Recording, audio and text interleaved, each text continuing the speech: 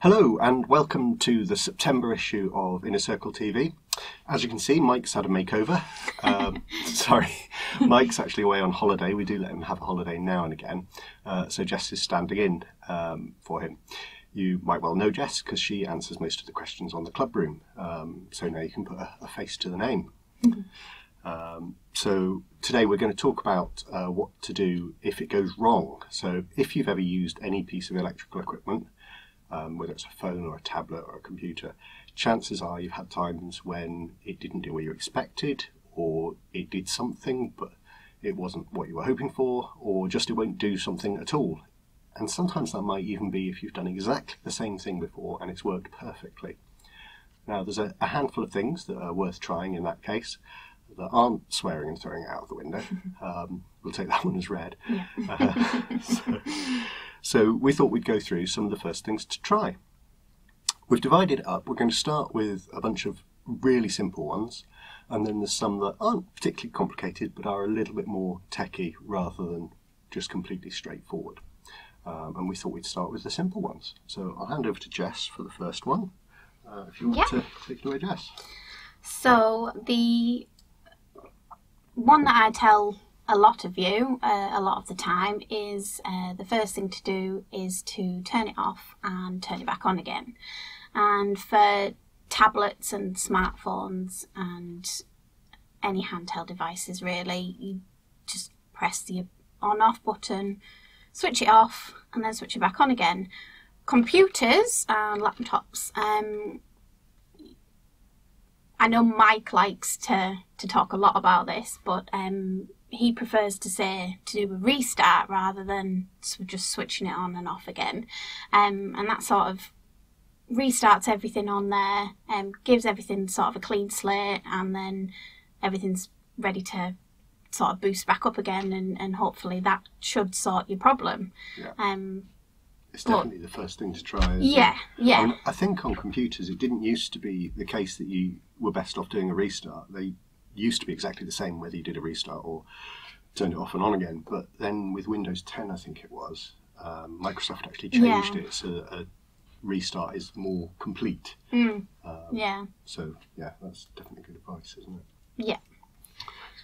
So that's one that incidentally Alistair keeps telling us at home. If anything's not working, he'll say, well, have you tried turning it off and on again? I mean, it could be anything from the washing machine didn't get the clothes clean to the TV won't tune into a channel or something. Yeah, especially at the minute with Wi-Fi routers. I know you mentioned routers in your newsletter. So a lot of problems with those can be fixed by just switching off, leaving it a few minutes and then switching it back on again. And hopefully all the lights should blink up and start working again. But yeah, it's the case with a lot of things, a lot of electrical things around the house. Yeah. So that's the first one. What else would you suggest then, Jess? Obviously these are questions you get on the club room quite a lot. Yeah. So another one is, especially on tablets and smartphones, if you've got a specific app running and it doesn't appear to be running as normal, then you can just close that app down and then restart it again. But if you don't close it down properly, then you're just sort of restarting it as you left it. So you actually need to go into your settings and turn that app off completely. If it's not in your settings, which I don't think it is actually, you need to go to your what's that button called? The home button, do you mean, or the one to the right of it on Android? Yeah, the one to maybe to we'll the put right. a screenshot up because I don't know what it's called. No, I can't think of what it's called. We'll put a picture up on the screen. Yeah. But if you press on that button, and then you can close the app down completely. So then the next time you open it from afresh, and it's maybe closed down and fix that issue that you were having. So when you next open it up, it's all working fine, hopefully. Good. So those are probably the first two things to try. Carrying on with the simple ones, another really simple thing to check is that the device is plugged in. So obviously if it's not plugged in, it's possible that it'll run out of battery. that's fairly obvious. You could have probably worked that out for yourself. But there are some things where if the battery's just getting low, the app won't work properly because it realises the battery's low and is trying to save it and keep it going. In particular, on an iPad especially, if you've got updates, they won't install unless it's plugged in because Apple don't want the risk of the battery running out halfway through the update and it getting all confused. So it's not something you have to do all the time. You don't have to keep your tablet or laptop or phone plugged in all the time by any means, but if you're having problems with something, it's worth trying. Just plug it in and see if that helps, or just check that it's fully charged and see if that helps. So it's a good thing to try. The other one that I would suggest, the other really simple thing, is probably my favourite because it's just wait and have a cup of tea. You'll be amazed at how many problems do just sort themselves out. Sometimes it's just, particularly with computers, but it can also happen with tablets or phones. It's just busy. It's trying to do the thing you've asked. It's just for some reason it's got confused, it's got itself in a bit of a pickle, and it'll take longer than normal. And the best thing you can do is just go and let it get on with it. So go and have a cup of tea and wait. The best thing to do in that situation is definitely not keep tapping on the app to get it to try to do it. I think you said I did that the other yesterday, day, didn't you? yeah, and I ended up with about 10 programs of the same one, 10 windows of the same program open at the same time. So don't do what Jess did. No, I got rather frustrated. Classic example of do as we say, not as we do, because we're guilty of this. But instead of tapping the same thing again and again, just go and leave it to it for a bit. Give it a bit of a break, and it might well start working. Mm-hmm. So those are the simple ones. Now, we've got some slightly more techie solutions as well. They're not particularly complicated, but they're not quite as simple as go and make a cup of tea, I'm afraid. Yeah. So, Jess, do you want to go on to the first one about updates? Yes. So, I know Mike bangs on about updates all the time, but they are so important for all of your devices, especially even the little tiny Windows updates that your computer needs to do. You need to do them. Excuse me. So it's best to check on your computer by going to your settings and updating security and checking those. And even if there's updates there that say that they're installing, you need to give them time. Maybe go on. That's another chance where you can go and make yourself a brew and wait for those updates to install. And I actually checked mine yesterday and it said that an update had failed, and that's why my computer was running quite slow, and hence why I opened 10 windows of the same program. So in that case, did you just restart the computer? Yes, yeah. I checked for updates again and using the button in your settings, and it said it was installing it, and then once it finished installing, it recommended a restart. So I went in and restarted my computer, and everything was fine. With devices like smartphones and tablets and things like that, you often get prompted at the top of your screen that an app needs an update, or it will tell you on your screen if your phone needs a major software update. They often give you scheduled times, don't they, when you can do those updates, so that it doesn't affect when you need to use your tablet or your smartphone during the day. Especially for the ones that take a long time. Yeah, on the PC, I've had some that will take hours, so you don't want that to start while you're in the middle of doing something. Yeah, and that's where you can schedule the times.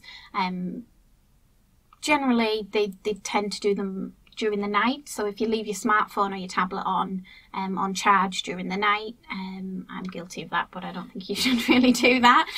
But that's when they tend to do them, because you as Tim said before, you need to have enough charge on your device to be able to do those updates.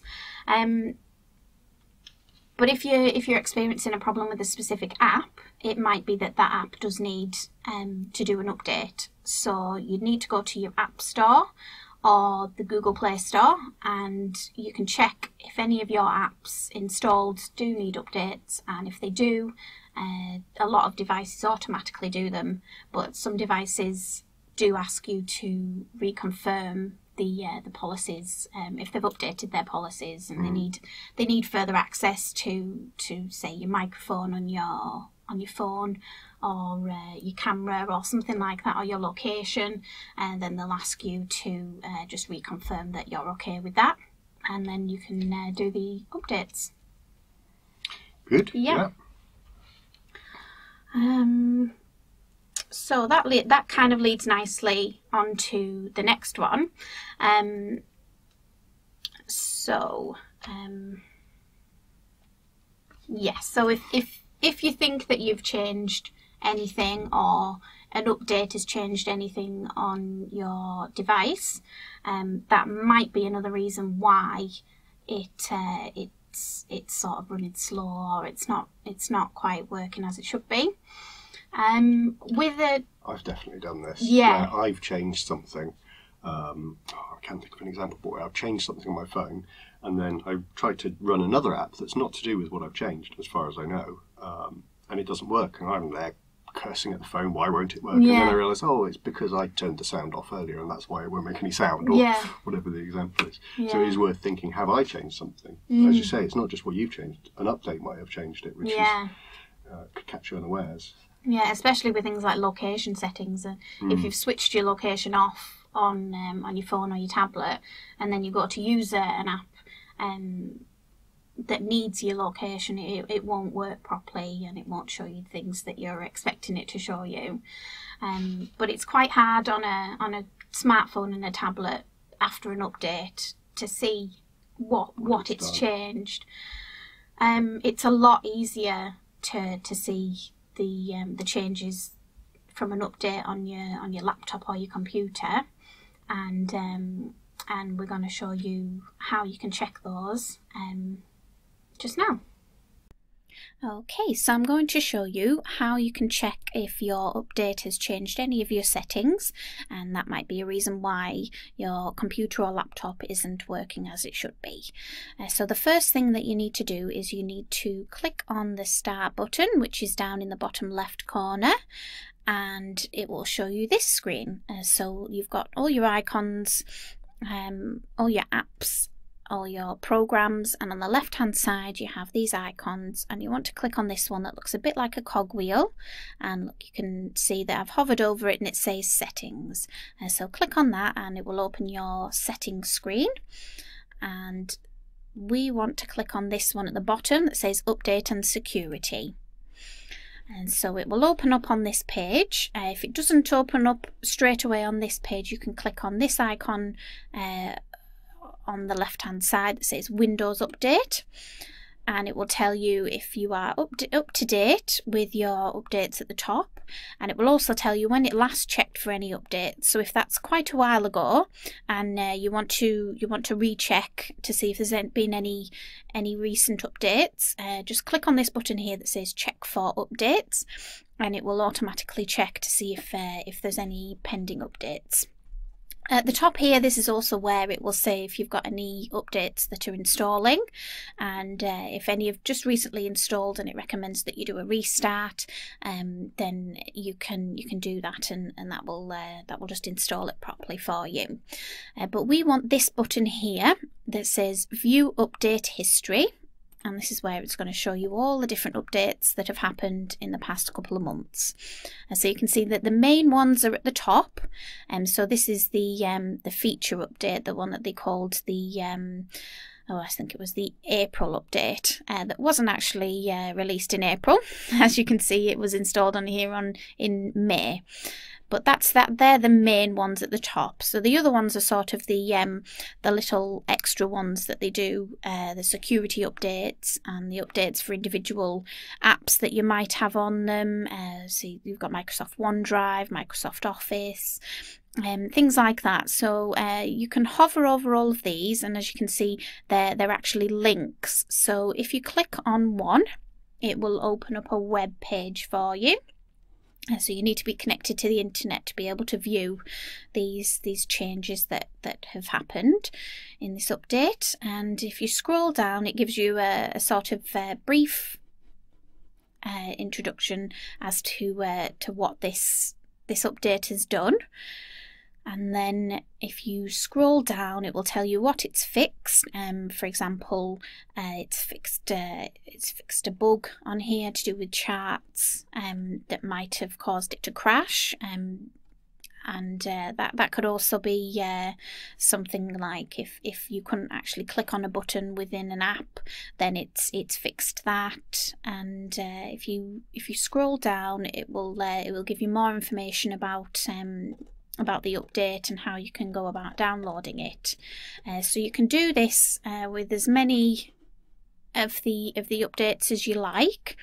You can see what's changed in them and how it might have affected your computer. So another thing to check with your phone or tablet, or even with a PC if you're using a program on there, is to make sure that the app or program you're using is actually compatible with the device you're using it on. Now, in most cases, the App Store won't let you download an app that is completely incompatible, that won't work at all on your device. But I've definitely had situations where there's an app that will sort of work, but there's some particular feature that won't work because your phone doesn't have a particular thing, or your tablet or your computer. As a really simple example, if you downloaded an app that could make sound and you didn't have any speakers on your computer, that bit wouldn't work because there's no speakers to make the sound. Or if you had a tablet maybe that didn't have a GPS chip that can locate you like a sat nav, and this particular app could do some other things but could also tell you where you were, the bit that would tell you where you were wouldn't work because it didn't have that chip in there. So it is worth checking whether there's anything that's just not possible on your device. You can go to the App Store and it'll usually tell you what it needs, and it'll tell you if it's compatible with your device, but also if there are any. It won't necessarily point out you don't have this thing, but it'll tell you what you do need. So if you know what your phone's got or your tablet's got or your computer's got, you'll be able to spot it there and say, oh, well, I don't have one of those, so that part of it won't work. Obviously, if you've used the app before and it's worked before, that's not likely to be the case unless you've unplugged the speakers. But it's worth checking if it's a new one that you haven't tried out before. Another tip that I give people is to start the app in a different way. If you're having problems with it even starting, and this goes for all three types of device, so quite often you might have a shortcut on the desktop on your computer or on the home screen on your phone or your tablet. That's the screen that you see first of all once you've turned it on and started it up. And you might have a shortcut there for the apps you use a lot. I know I've got ones for the ones I use a lot. And most of the time that's absolutely fine. There's nothing wrong with doing that. But just occasionally you'll find one of those stops working. And if you go into the full list of apps, which is usually a button on Android, it's usually a button that's like a little grid of dots, and start it from there, it works. I've no idea why one works and the other doesn't. But there you go. It's worth knowing. The same on a computer where you can find a shortcut on the desktop stops working, but if you go into the start menu and find it in there, which can be a bit of a troll to find it, but if you do find it there, that might actually get around the problem. If that is true, you can always delete the shortcut on your desktop and either just use the one in the start menu or copy it over by dragging it onto the screen to make a new one. But there's nothing wrong with just using the one in the start menu. That might be an easier way. So that's one way around that problem if you do find you have that problem. I think Jess is going to tell you about troubleshooters now. This isn't people who come around with 6 shooters ready to solve all your problems. Sadly, nice image though it is. Yeah. But it is something that can do some of the work for you, so that's nearly as good. Yeah. So unfortunately, we had a think before, and we don't think there are any for tablets or smartphones. Or at least not that we'd recommend you use. No. Not that you trust. No, there might be some dodgy ones that you can download from the internet, but we're not going to recommend those if you want to keep your device. So computers and laptops, they have their own built-in one. They're really easy to get to, as we found before. You can troubleshoot anything from speaker problems. So if you're expecting sound to come out and nothing's coming out, and even though you've got the volume up full whack, and it's still not coming out, you can troubleshoot. Connection is the one that I've used most. If the internet connection's a problem, it can often tell you what the problem might be. Yeah. Yeah. So yeah, we'll give you a short demonstration of how to use those now. Yeah. So I'm going to show you how you can find the built-in troubleshooter on your computer or laptop. And the easiest way to do this is to use this search box down here at the bottom. So if you click in there and start typing troubleshoot, and you can see the top, this option here, this is the one that you want to click on. So it says troubleshoot system settings, and it will open up in your settings. So at the top, the most common problems that you might come across, so the internet connection problems, if you're having trouble connecting to the internet or it keeps dropping out for some reason, just click on there and it will find and fix the problems for you. And any audio problems, so if your speakers aren't working properly, that's the best place to find and fix any problems there. And printer problems, I know a lot of you have had printer problems, and they can be quite frustrating if you're trying to print a document and it's just not working for you, and that's the best place to find and fix any problems there. And this last option here is to do with your Windows updates. So if you find that your Windows updates keep failing and they're not installing properly and you're having a lot of problems with them, then the best place to look is here, which will sort any problems that you have. So it will sort of try and find any problems that are stopping those updates from installing. Now if you scroll further down the screen, you'll find other problems here that you might have come across. One's to do with your keyboard, things like that, and the power problems. Say your laptop keeps cutting off and switching itself off, or it appears to be switching itself off. You can find and fix any problems there. It might just be that the power settings have changed slightly there. So yeah, you can have a look through all of these options and find one that best suits your problem and see if it will find and fix the problem for you. So I've just got two more things I'd recommend left to explain. The first one is to Google it. Go onto Google or any other search engine for that and type in as specifically as you can what problem you're having and what type of device you're using. And see if anyone else has had the same problem. Sometimes you'll find there's some really obscure solution that you'd never think of. We've had some where there's something that you need to change, some setting that's completely unrelated to the problem, but it fixes it. And it could have taken you hours, or you might have never figured it out. But just by looking on the internet and someone else has spent the time to figure it out, you can just try their solution. Do be a bit careful with the solutions that people come up with, because not everything on the internet is true. People might have got it wrong, either deliberately or just because they've made a mistake. And some of them are true but are quite complicated, so only try them out if you're comfortable with them. Yeah. But some of them may be very, very simple. Like start it up and then wait 5 minutes before you run it, or start it up and then run the program with shift held down or something like that.